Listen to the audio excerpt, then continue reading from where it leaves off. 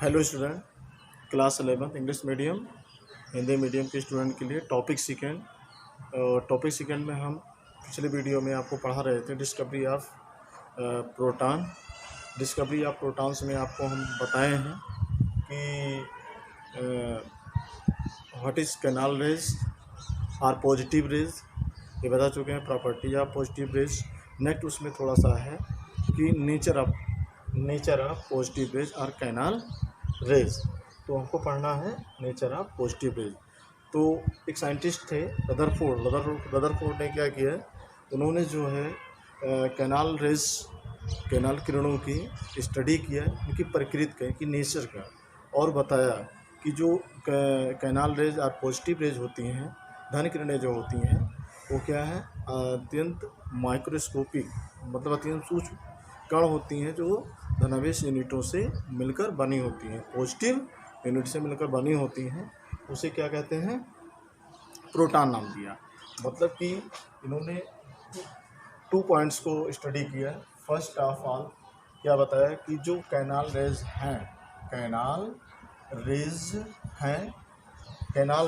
Is a microscopic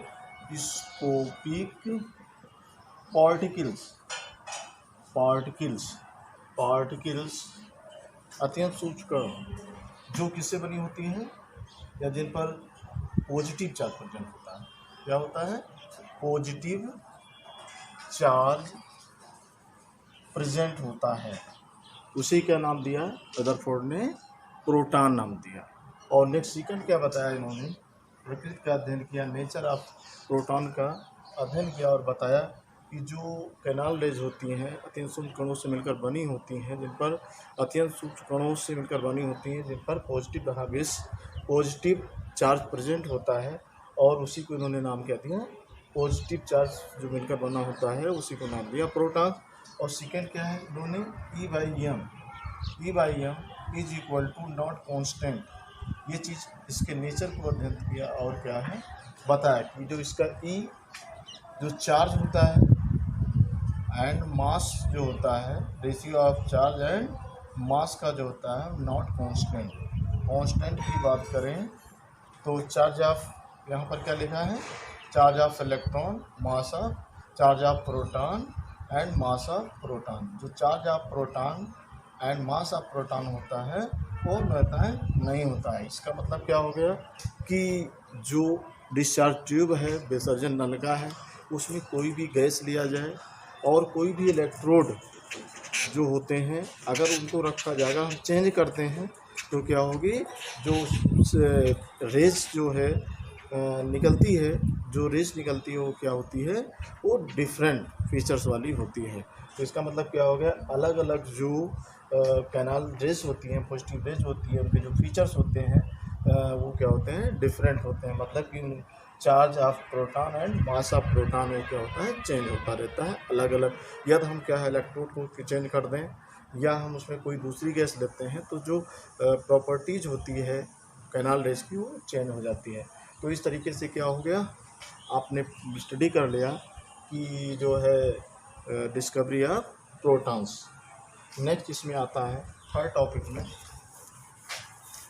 में हम लोग क्या पढ़ेंगे, डिस्कवरी ऑफ न्यूट्रॉन। क्या लिखा हुआ है, डिस्कवरी ऑफ न्यूट्रॉन की बात करें तो इसका सिंबल होता है 1 0। ये न्यूट्रॉन का आर लिखा हुआ है, यन न्यूट्रॉन को स्मॉल एन से सिंबल से रिप्रेजेंट करते हैं।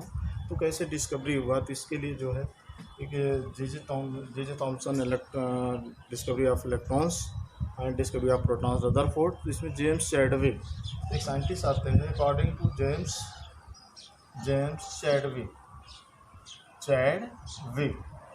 चैडविक, इन्होंने इसका स्टडी किया, इसकी खोज किया, डिस्कवरी किया न्यूट्रॉन्स की। कैसे किया अभी हम आपको बताते हैं। तो फर्स्ट ऑफ ऑल पढ़ते हैं कि डिस्कवरी कब किया इन्होंने। तो यहाँ पर लिखा है 1932 में एक्सपेरिमेंट किया इन्होंने। अल्फ़ा पार्टिकल्स को लिया, अल्फ़ा पार्टिकल्स, और जो हल्के आइटम्स होते हैं, हल्के आइटम्स जैसे यहाँ पर लिखा है बेरिलियम है, बोरान है, बोरान है, बोरान है, ऐसे हल्के जो एटम्स होते हैं इन पर इन्होंने एक्सपेरिमेंट किया, अल्फा पार्टिकल्स को इस पर क्या अटैक कराया, बमबारी कराया, और इन्होंने देखा कि क्या होती है, इनविजिबल रेस निकलती है, और इनविजिबल रेस जो होती हैं, जो अदृश्य रेस होती हैं, जो दिखाई नहीं देती हैं, वो क्या होती हैं, न्यूट्रॉन को भी क्रिएट करते हैं, न्यूट्रॉन भी उत्पन्न होता है।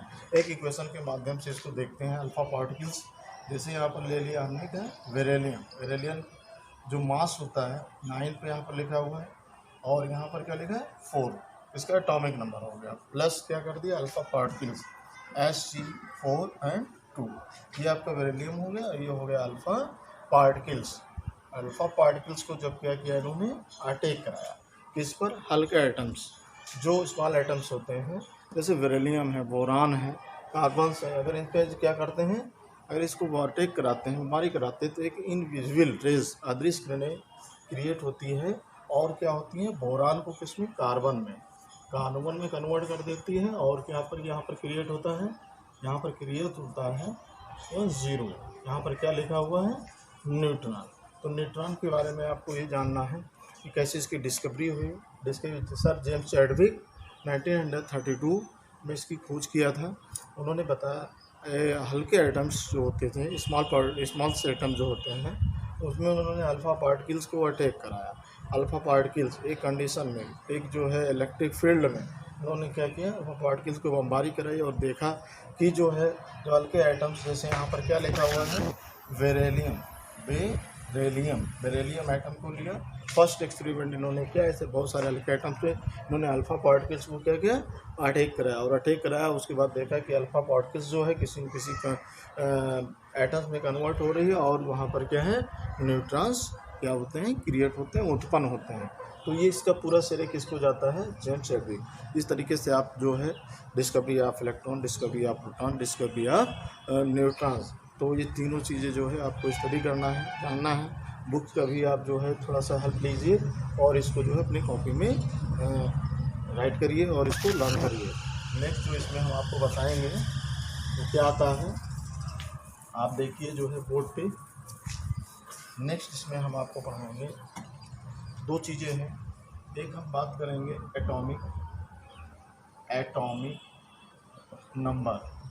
एटॉमिक नंबर की बात करते हैं। इसको कहते हैं परमाणु क्रमांक। क्या कहते हैं, परमाणु क्रमांक। ये क्या है, द पॉजिटिव, यहाँ पर लिखा एटॉमिक नंबर। वैसे तो इसको हम क्या कहते हैं, किसी न्यूक्लियस पर the number of positive, the unit of positive, the number of unit positive जो होते हैं, जो कह सकते हैं कि पॉजिटिव जो धनावेश होता है, जो किसी न्यूक्लियस पर, किसी भी एटम्स के नाभिक पर जो प्रेजेंट होता है, उसी को क्या कहते हैं, एटॉमिक नंबर या परमाणु क्रमांक ऐसे कह लेते हैं। किसी भी परमाणु की नाभिक पर उपस्थित धनावेश यूनिटों की संख्या, इकाई धनावेश यूनिटों की संख्या, उस एटम का परमाणु क्रमांक और एटॉमिक नंबर कहलाता है। कहने का मतलब है कि total number of units positive charge present in the nucleus is known as atomic number. मतलब किसी भी परमाणु के नाभिक पर उपस्थित कुल धनावेश इकाइयों की संख्या को एटॉमिक नंबर कहते हैं, परमाणु क्रमांक कहते हैं। अब एटॉमिक नंबर है क्या, इसको समझते हैं। एटॉमिक नंबर ऑफ एटम को किससे रिप्रेजेंट करते हैं, पहले ये भी जान लेते हैं। इसको रिप्रेजेंट करते हैं जेड से, और atomic number of atoms is equal to number of protons. यहाँ कह सकते हैं atomic number of atom, number of protons फिर बराबर नंबर ऑफ इलेक्ट्रॉन्स। इसका मतलब क्या होगा, एक यहाँ पर फार्मूला मैंने लिख दिया कि किसी भी एटम्स का जो एटॉमिक नंबर होता है, परमाणु क्रमांक, वही नंबर ऑफ प्रोटॉन्स की संख्या होती है, और उसी क्या होती है, नंबर ऑफ इलेक्ट्रॉन्स। इसका मतलब क्या हो गया, यहाँ पर हमने लिखा है एटॉमिक नंबर, परमाणु क्रमांक जेड से रिप्रेजेंट किया है। यहाँ लिखेंगे जेड इज इक्वल टू यहाँ पर इसको लिखते हैं पी से, तो J इज इक्वल टू क्या आ गया, पी इज इक्वल टू क्या आ गया, नंबर ऑफ इलेक्ट्रॉन पी। मतलब एक फार्मूला यहाँ पर फिर जनरेट हो गया। किसी भी एटम का जो Z होता है, एटॉमिक नंबर्स होता है, किसके इक्वल होता है, नंबर ऑफ प्रोटॉनों के, और जो प्रोटॉन इक्वल किसके होता है, इलेक्ट्रॉन। मतलब किसी भी एटम में जो एटम्स का मान सकते हैं कि जो एटॉमिक नंबर होता है वही उसके प्रोटॉन्स नंबर्स होते हैं, प्रोटॉन संख्या होती है, वही उसके इलेक्ट्रॉन्स नंबर्स होते हैं। जैसे सपोज दैट यहाँ पर लिखा हुआ है x, और x यहाँ पर लिखा हुआ है मास नंबर, और यहाँ पर क्या लिखा हुआ है, एटॉमिक नंबर। अब अगर हम मान लेते हैं x इज इक्वल टू क्या है, एलिमेंट यहाँ समझ में आ गया। कोई भी x is equal to element, इसमें कोई कुछ भी ले सकते हैं।